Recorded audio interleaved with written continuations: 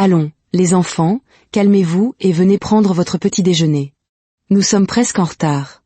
La voix de Veronica Thompson résonnait dans leur petit appartement comme un cri de guerre. En quelques secondes, le son tonitruant de 4 petits pieds, non, pas les 3 triplés, mais 2 d'entre eux, dévala les escaliers avec le fracas d'une horde d'éléphants s'échappant d'un zoo. Le bâtiment tout entier en trembla. Veronica était persuadée qu'un jour, ces escaliers finiraient par s'effondrer sous cet assaut quotidien. Caleb et Timothy, les 2 tiers de son armée de triplés, firent irruption dans la cuisine, leur sac à dos déjà solidement arrimé à leurs épaules.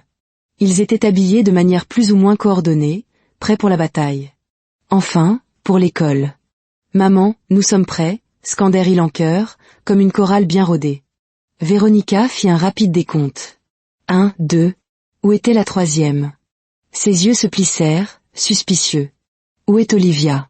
Elle est encore en haut, à parfaire sa coiffure, dit Caleb avec un roulement d'yeux si théâtral qu'il aurait pu remporter un prix. À la perfection?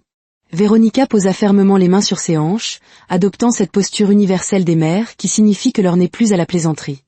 Depuis quand ma fille de 7 ans se soucie-t-elle de la perfection de sa coiffure? Timothy intervint avec le flair dramatique d'un chroniqueur mondain chevronné. Maman, elle met une éternité. Je veux dire, une éternité. Comme si l'éternité avait une version encore plus longue, ce serait Olivia qui se prépare. Caleb se pencha, l'air conspirateur. Maman, tu n'as pas remarqué ces derniers temps? Elle met une éternité à se préparer. Et je dis bien une éternité. Une éternité si longue que les dinosaures pourraient revenir à la vie. Oui, renchérit Timothy en sautillant sur la pointe des pieds. Et je pense qu'elle se fait belle pour ce garçon dans sa classe. Ce nouveau? Quel garçon? La voix de Veronica monta de 3 octaves. Caleb sourit malicieusement. Allons, maman. Ne fais pas semblant de ne pas avoir remarqué comment il suit Olivia partout comme un chiot perdu. C'est même un peu triste. Il est comme un chiot qui a perdu son os et qui pense qu'Olivia est l'os. Attendez, attendez, attendez. Veronica leva la main comme un agent de la circulation. Vous êtes en train de me dire qu'ils sortent ensemble? Eh bien, Timothy se gratta la tête, pensif. Olivia nous a dit que c'est son petit ami. Elle a dit qu'elle se faisait belle pour lui. Elle s'entraîne même à sourire devant le miroir. Ce grand sourire un peu effrayant. Tu sais lequel? Quoi? Les yeux de Veronica s'écarquillèrent. Pas sous mon toit. Vous n'avez que 7 ans. 7. Vous n'aurez pas de petits amis ou de petites amies avant d'avoir 30 ans. 30 ans? Crièrent les 2 garçons à l'unisson. Maman, ce serait si vieux, protesta Timothy. Genre, antique. Comme les momies dans les musées. Je me fiche que ça paraisse vieux. Si l'un d'entre vous ose avoir un petit ami ou une petite amie avant 30 ans, je ferai personnellement vos valises et je vous enverrai en pension, ou mieux encore, au séminaire. Vous deviendrez nonne ou prêtre, peu m'importe. Avec cette menace flottant dans l'air comme un nuage sombre, Veronica monta à l'étage pour trouver sa fille. Olivia se tenait devant son petit miroir, brandissant des leggings de différentes couleurs avec la concentration d'un chirurgien effectuant une opération délicate. Ça ne va pas ensemble, marmonna Olivia pour elle-même, fronçant les sourcils devant une paire de leggings roses. Oh, ça ne rend pas bien. Je pense que cette couleur va être trop vive, trop criarde. Veronica se tenait sur le seuil, observant cette crise de mode se dérouler. Ma chérie, que se passe-t-il sur Terre? Pourquoi n'es-tu pas encore en bas? Pourquoi n'es-tu pas prête? Olivia se retourna, surprise. Maman, j'essaie de trouver quoi porter. Cette tenue ne donne tout simplement pas l'effet que je veux. J'ai besoin de quelque chose d'élégant et de beau.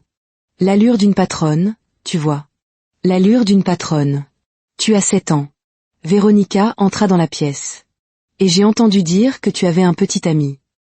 La main d'Olivia vola à sa bouche dans le halètement le plus dramatique jamais vu. Qui t'a dit ça? Donc, c'est vrai. Les yeux de Veronica se rétrécirent. Tu as un petit ami? Eh bien, Olivia se tordit les mains nerveusement. Ce n'est pas exactement mon petit ami, mais je l'aime bien. C'est le nouvel élève, et il ne connaît pas encore bien l'école. Alors, il me suit et je lui fais visiter. C'est tout. Je le promets. Écoute-moi attentivement. Veronica se pencha pour rencontrer les yeux de sa fille. Tu n'as pas le droit d'avoir un petit ami. Pas maintenant. Pas quand tu auras 10 ans. Pas quand tu en auras 20. Si tu essaies, je t'envoie en pension ou au séminaire. Ne fais pas les mêmes erreurs que moi. Pas de petits amis avant d'être une adulte. Jusqu'à ce que tu puisses réfléchir correctement, jusqu'à ce que tu puisses payer tes propres factures. Compris? Olivia leva les yeux au ciel, si fort qu'ils auraient pu sortir de leurs orbites. D'accord, maman. Je descends dans 1 minute. 7 minutes a intérêt à être maintenant, prévint Véronica en retournant en bas. Quand Olivia descendit enfin, parfaitement coordonnée dans une tenue qu'elle avait probablement mis 45 minutes à choisir, Véronica servait déjà le petit déjeuner avec l'efficacité d'un cuisinier militaire. Olivia, nous t'attendions. Allez, tout le monde. Mangeons. Nous allons être en retard. Ceci n'était qu'un mardi matin ordinaire dans la maison de Véronica Thompson. Une vie faite de chaos, de rire et d'un amour inconditionnel. Véronica Thompson, une mère de 30 ans, élevait seule ses triplés, 2 garçons et une fille, aussi intelligents et pleins d'aplomb qu'ils étaient le centre absolu de son univers. Elle vivait et respirait littéralement pour eux. C'était eux contre le monde. Juste elle et ses 3 petits soldats. Elle travaillait comme agente d'entretien à temps partiel dans l'école de ses enfants. Oui, vous avez bien entendu. Elle nettoyait la même école que ses enfants fréquentaient. Ce n'était pas glamour, mais cela payait quelques factures et lui permettait de garder un œil sur ses trésors. Le soir, elle se précipitait au carrefour où elle vendait des fruits. Oranges, pommes, bananes, pastèques. Vous n'avez qu'à demander, elle avait tout. La vie n'avait pas toujours été aussi dure. Elle avait perdu son mari il y a des années, quelques mois seulement après la naissance des triplés. Un cancer de la prostate l'avait emporté avant même qu'il ne puisse voir le premier anniversaire de ses enfants. Depuis, c'était elle, et elle seule, jonglant avec 2 emplois et 3 enfants incroyablement vifs et effrontés qui se comportaient parfois comme s'ils avaient 35 ans au lieu de 7. Mais ils s'en sortaient. Ils riaient. Ils se disputaient. Ils se réconciliaient. Ils mangeaient ce qu'elles pouvaient se permettre. Et à la fin de la journée, ils savaient les uns les autres. C'était tout ce qui comptait. C'était un mardi après-midi ordinaire, l'heure de la récréation à l'école primaire Greenfield. La cour de récréation était un tourbillon de cris, de courses et de jeux. Ces triplés étaient assis sous leur arbre préféré, partageant le déjeuner qu'elle avait préparé ce matin-là. Du riz jollof et du poulet dans leur boîte à lunch légèrement usée. Rien d'extraordinaire, mais c'était fait avec amour. C'est alors que Pierre Hadwell s'avança, flanqué de ses 2 acolytes qui le suivaient comme des marionnettes loyales. Pierre était cet enfant que chaque école possède. Celui dont les parents lui achetaient tout, dont la boîte à lunch contenait toujours les collations importées coûteuses, qui rendaient les autres enfants vers de jalousie. Pierre pensait que l'argent le rendait supérieur. Il était sur le point d'apprendre une leçon très douloureuse. « Tiens, tiens, tiens », dit Pierre, sa voix dégoulinant de suffisance. « Si ce ne sont pas les enfants de la femme de ménage. » Les triplés levèrent les yeux. Caleb s'arrêta de mâcher. Timothy se figea, une cuillère à mi-chemin de sa bouche. Les yeux d'Olivia se transformèrent en fentes dangereuses. « Qu'est-ce que tu viens de dire ?» demanda Olivia doucement. Trop doucement. Le genre de silence qui précède une éruption volcanique. « J'ai dit, » répéta Pierre plus fort pour que ses amis puissent rire, « si ce ne sont pas les enfants de la femme de ménage. Vous savez, ceux dont la mère nettoie nos toilettes. Ceux dont la mère frotte les sols comme une servante. Ma mère l'a vue hier passer la serpillière dans le couloir. Elle était à 4 pattes comme une. » Il n'eut pas le temps de finir sa phrase. « Retire ça tout de suite. » Caleb bondit si vite que sa boîte à lunch se renversa, le riz se répandant partout. « Retirer quoi » ricana Pierre. « La vérité ? Votre mère est la femme de ménage. Tout le monde le sait. Ma mère dit que c'est embarrassant de devoir m'envoyer dans une école où les enfants de la femme de ménage sont dans la même classe que moi. Elle dit que vous êtes probablement pauvre. Elle dit... Ta mère dit beaucoup de choses pour quelqu'un dont la laine doit sentir les œufs pourris et la déception, rétorqua Timothy, se levant aux côtés de son frère. Les amis de Pierre firent des « oh » à cette réplique, mais Pierre n'avait pas fini. Son visage devenait rouge maintenant, furieux que quelqu'un ose lui répondre. Au moins, ma mère a un vrai travail. Un travail respectable. C'est une femme d'affaires. Elle porte des tailleurs et va dans des bureaux. Elle ne nettoie pas le désordre des autres comme une servante. Le mot « servante » resta en suspens dans l'air comme une bombe sur le point d'exploser.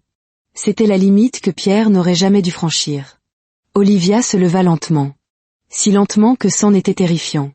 Elle s'approcha de Pierre jusqu'à ce qu'ils soient face à face. « Laisse-moi te dire quelque chose, Pierre Hadwell, » dit-elle, sa voix assez tranchante pour couper de l'acier. « Ma mère est agente d'entretien, et tu sais quoi ? C'est la meilleure que cette école ait jamais vue. Elle a 2 emplois pour nous nourrir. 2. Pendant que ta mère est assise dans son bureau climatisé, probablement à ne rien faire d'autre que de boire du café cher et de bavarder au téléphone, ma mère travaille vraiment. Un travail dur et honnête. Ouais, intervint Caleb, sa voix s'élevant avec passion. Notre mère n'est pas seulement une agente d'entretien. C'est aussi une femme d'affaires. Elle vend des fruits. C'est une entrepreneur. Quoi? Un des amis de Pierre parut confus. Entrepreneur, espèce d'idiot à tête de noix de coco. Épla Timothy lentement. Ça veut dire qu'elle a sa propre entreprise. Ça veut dire qu'elle est son propre patron, contrairement à tes parents qui ont probablement des patrons qui leur disent quoi faire toute la journée. Olivia était lancée, son mode avocate pleinement activé. Et autre chose, Pierre. Tu penses que parce que tes parents ont de l'argent, tu es meilleur que nous? Tu penses qu'avoir une boîte à lunch de luxe te rend spécial? Laisse-moi te dire ce qui rend quelqu'un vraiment spécial. Ce n'est pas l'argent. C'est le caractère. Et toi, Pierre? Elle marqua une pause pour un effet dramatique. Tu as le caractère d'un morceau de pain moisi que même les rats ne toucheraient pas. En fait, je retire ce que j'ai dit. C'est une insulte pour le pain. Boum. Timothy fit un geste d'explosion avec ses mains. Oh, elle t'a détruit. Le visage de Pierre était maintenant rouge vif, non pas de honte, mais de rage. Au moins, je ne suis pas pauvre. Au moins, je ne suis pas obligé de manger de la nourriture bon marché. Au moins, ma mère ne nettoie pas les toilettes pour vivre. Au moins quoi? Caleb s'avança. Maintenant, les 3 triplés formaient un front uni. Au moins, ta mère ne t'a pas appris les bonnes manières. Au moins, tes vêtements chers ne peuvent pas cacher le fait que tu es impoli. Au moins, tout cet argent n'a pas pu t'acheter une personnalité. Ouais, ajouta Timothy, pointant dramatiquement Pierre du doigt. Ta mère a de l'argent, mais elle a clairement oublié d'investir pour t'apprendre à être un être humain décent. Elle n'avait clairement pas assez d'argent pour t'acheter un peu de bon sens. Vous êtes juste jaloux, cria Pierre, sa voix se brisant légèrement. Jaloux parce que vous êtes pauvre et que je suis riche. Jaloux parce que votre mère est une femme de ménage et que la mienne a du succès. C'est alors qu'Olivia porta le coup de grâce. Le coup de point final. Les mots qui entraient Pierre pour les années à venir. Tu sais quoi, Pierre? Dit-elle, sa voix calme mais mortelle. Je préférerais avoir une mère qui travaille comme agente d'entretien avec dignité plutôt qu'une mère comme la tienne. Une femme paresseuse et médisante qui reste assise toute la journée à ne rien faire d'utile et qui élève des enfants impolis et gâtés sans éducation. Au moins, ma mère contribue à la société. Au moins, ma mère connaît la valeur du travail acharné. Ta mère. Elle marqua une pause, le regardant de haut en bas avec dégoût. Ta mère a clairement dépensé tout son argent en sac à main de créateur et a oublié de t'acheter un cerveau. Et quant à toi? Une autre pause. Regarde-toi. Nous sommes dignes. Notre mère est fière de ce qu'elle fait. Elle travaille avec honneur. Elle n'élève pas de morveux irrespectueux qui insultent les gens qui travaillent dur. Tu sais ce que tu es, Pierre? Tu es un gamin pourri gâté avec le cerveau d'un cafard handicapé et les manières d'un animal sauvage. Un cafard handicapé. Hurla de rire Timothy. Elle l'a appelé un cafard handicapé. La petite foule qui s'était rassemblée pour assister à cette confrontation éclata de rire. Des enfants se roulaient littéralement par terre en se tenant le ventre. Les yeux de Pierre se remplirent de larmes. De vraies larmes. Ses lèvres se mirent à trembler. Son visage entier se froissa comme du papier. Il balbutia, incapable de trouver une réplique. Nous avons terminé ici, dit Olivia, se retournant avec l'assurance d'une avocate qui vient de gagner un procès à $1 million. Venez, mes frères. Allons finir notre déjeuner. Nous ne fréquentons pas les gens qui n'ont aucune éducation et manifestement aucun avenir. Ils s'éloignèrent tous les 3 la tête haute, laissant Pierre planté là, des larmes coulant sur son visage, entouré d'enfants qui se moquaient maintenant de lui. Pierre courut jusqu'au portail de l'école, en pleurant et en reniflant, hurlant comme si on lui avait volé son jouet préféré. « Je veux ma maman !» cria-t-il. Le gardien dut appeler sa mère pour qu'elle vienne le chercher immédiatement. Les triplés pensaient que c'était la fin. Ils pensaient que Pierre avait appris sa leçon. Ils avaient tort. Le lendemain matin, pendant le rassemblement, la voix du directeur Adami crépita dans le haut-parleur. « Caleb, Timothy et Olivia Thompson sont priés de se présenter immédiatement à mon bureau. Votre mère a également été convoquée. » Les 3 échangèrent des regards inquiets. Être convoqué au bureau du directeur avec sa mère était pratiquement une condamnation à mort. Quand ils arrivèrent au bureau, ils trouvèrent Pierre assis à côté de sa mère, Madame Hadwell, vêtue d'un tailleur de créateur qui coûtait probablement plus de 3 mois de salaire de Véronica. Elle portait des lunettes de soleil sur la tête à l'intérieur et suffisamment de bijoux pour ouvrir une petite boutique.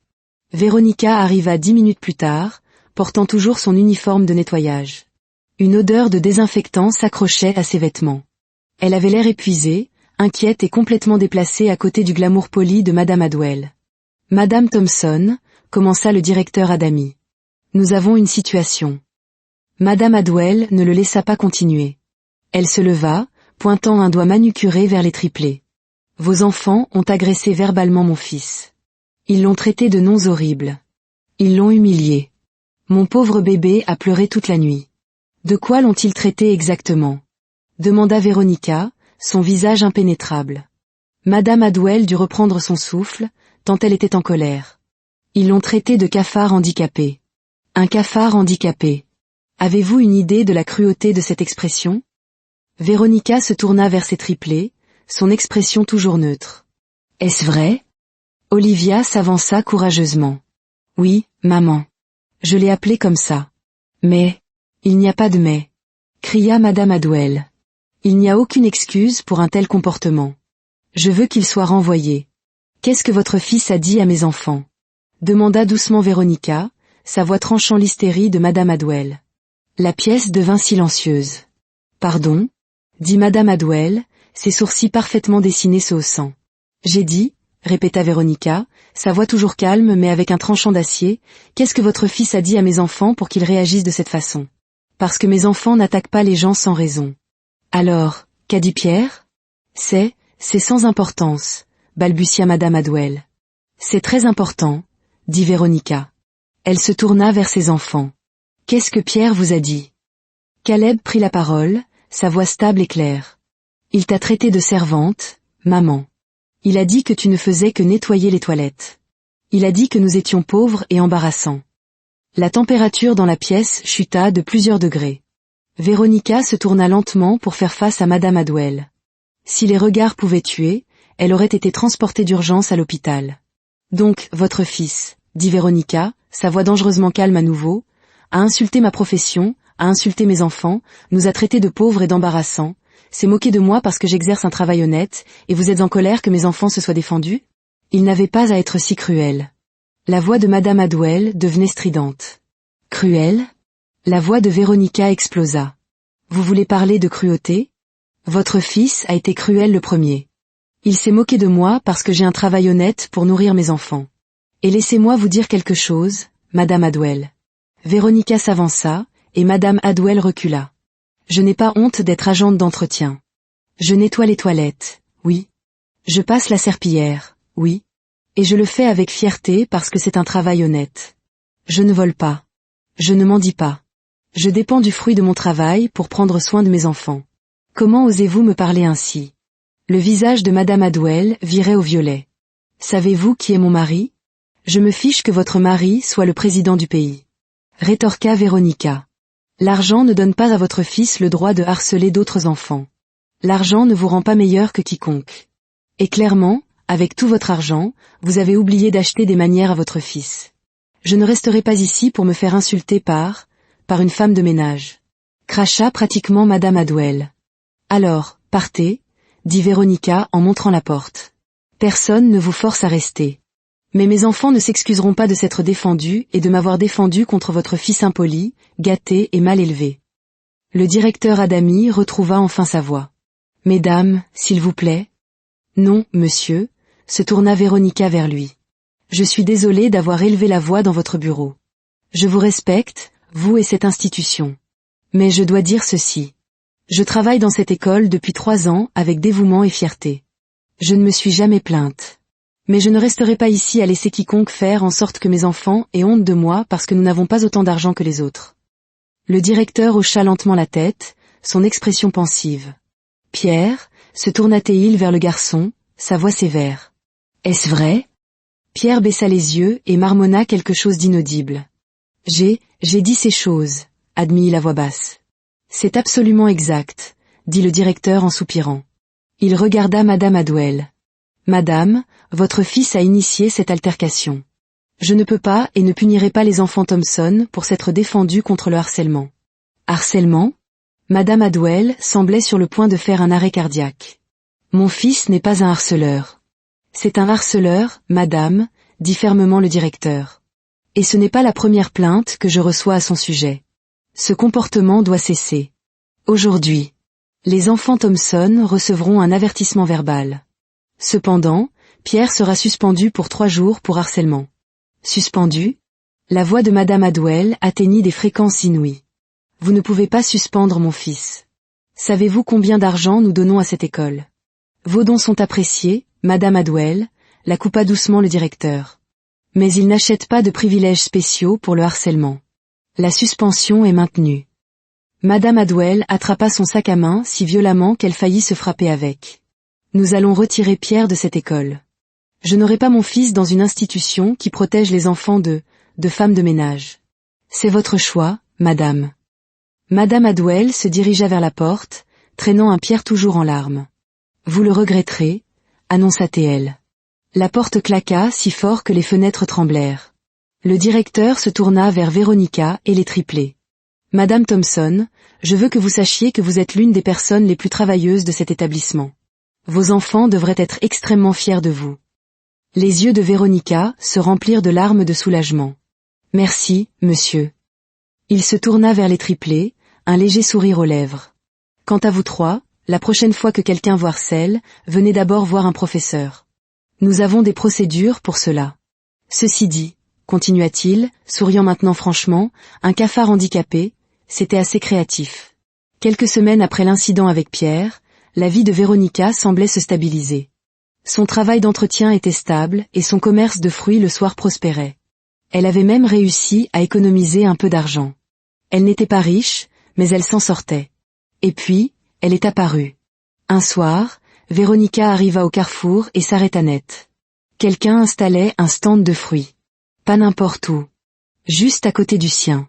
Si près que si Véronica tendait le bras, elle pouvait littéralement toucher l'étalage de la femme. « Excusez-moi » s'approcha Véronica, sa voix polie mais confuse. « Que faites-vous » La femme leva les yeux avec un sourire qui n'atteignait pas ses yeux. « Bonjour, voisine. J'installe mon commerce de fruits. Le propriétaire m'a loué cet espace. N'est-ce pas merveilleux ? Mais, je vends des fruits ici, répéta lentement Véronica. Je vois ça, dit la femme avec son sourire glacial. Le marché est libre. La concurrence est saine. Véronica se sentit impuissante. Le propriétaire lui confirma que tant que la femme payait son loyer, elle pouvait vendre ce qu'elle voulait. Adaptez-vous ou délocalisez-vous, furent ses seules options. Cette nuit-là, elle rentra chez elle le cœur lourd, mais elle essaya de rester positive. Ses clients lui étaient fidèles. Elle se trompait lourdement. À la fin de la première semaine, ses ventes chutèrent. Au lieu de vendre toutes ses oranges, il lui en restait la moitié. Elle regardait ses clients dériver vers le stand de l'autre femme.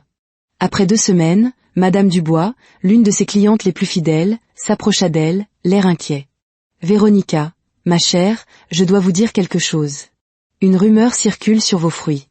On dit que ce sont des produits OGM, qu'ils peuvent causer le cancer. » Véronica sentit le monde basculer. « Quoi ? Le cancer ? Chut. Je n'y crois pas, bien sûr, dit Madame Dubois. Mais les gens ont peur. Certains disent que c'est cette femme qui répand les rumeurs. La fureur monta en Véronica. Cette femme ne se contentait pas de faire une concurrence loyale. Elle la sabotait avec des mensonges malveillants. Mais que pouvait-elle faire ? Elle n'avait aucune preuve. En 3 semaines, 70% de sa clientèle s'était évaporée. L'argent qu'elle gagnait chuta de façon terrifiante. Le loyer était dû dans 2 semaines. La pression devenait insupportable. Véronica se mit à se ronger les ongles, une vieille habitude nerveuse qui ne refaisait surface qu'en cas de stress intense. Elle ne savait pas que ses enfants, eux, remarquaient tout. Cette nuit-là, après le dîner, les triplés tinrent une réunion d'urgence dans leur chambre. « Les gars, » dit Olivia doucement. « Vous avez remarqué quelque chose aujourd'hui ?» Maman se rongeait encore les ongles. Caleb prit un air sombre. « Je crois savoir pourquoi. J'ai vu une lettre sur sa commode. Elle venait du propriétaire. Il disait que si elle ne payait pas le loyer à temps cette fois-ci, il l'expulserait. » Quoi ? Olivia porta les mains à sa bouche. Il ne peut pas faire ça. C'est son commerce. Le silence s'abattit sur eux. Alors, qu'est-ce qu'on fait? Demanda finalement Timothy. On doit l'aider. Mais comment? Dit Caleb. Nous n'avons que 7 ans. Ils réfléchirent, proposant des idées immédiatement rejetées. Vendre dans la rue? Maman l'interdirait. Trouver des petits boulots? Personne n'engagerait des enfants de 7 ans. Puis le visage de Caleb s'illumina soudainement. Attendez, j'ai une idée. Et si on vendait un de nos reins? Olivia le frappa sur le bras. Tu es stupide ou quoi? C'est super illégal. Et puis, qui achèterait le rein d'un enfant? Ils retombèrent dans le silence, jusqu'à ce que les yeux d'Olivia s'écarquillent, frappés par une idée fulgurante. Attendez. J'ai une idée. Une vraie bonne idée. Les 2 garçons se penchèrent, avides. Vous vous souvenez, dit Olivia, sa voix prenant le ton d'un cerveau criminel planifiant un casse, de toutes ces voitures de luxe qui passent au carrefour le soir? Oui, acquiesça lentement Timothy. Alors, le sourire d'Olivia s'élargit, et si l'un de nous faisait semblant de se faire heurter par l'une de ces voitures de luxe? Les 2 garçons la regardèrent, incrédules. Réfléchissez-y, poursuivit Olivia, de plus en plus excitée. Les riches ont peur des scandales. Si l'une de leurs voitures heurte l'un de nous, ils voudront régler ça rapidement et discrètement. Ils nous donneront probablement de l'argent juste pour que le problème disparaisse. Nous n'avons même pas besoin d'être vraiment heurtés. On fait juste semblant. On court, la voiture s'arrête, on tombe, on se met à pleurer, et on demande une compensation pour dommages et détresse émotionnelle. Olivia, c'est génial, dit Caleb, la bouche bée. Est-ce que c'est illégal?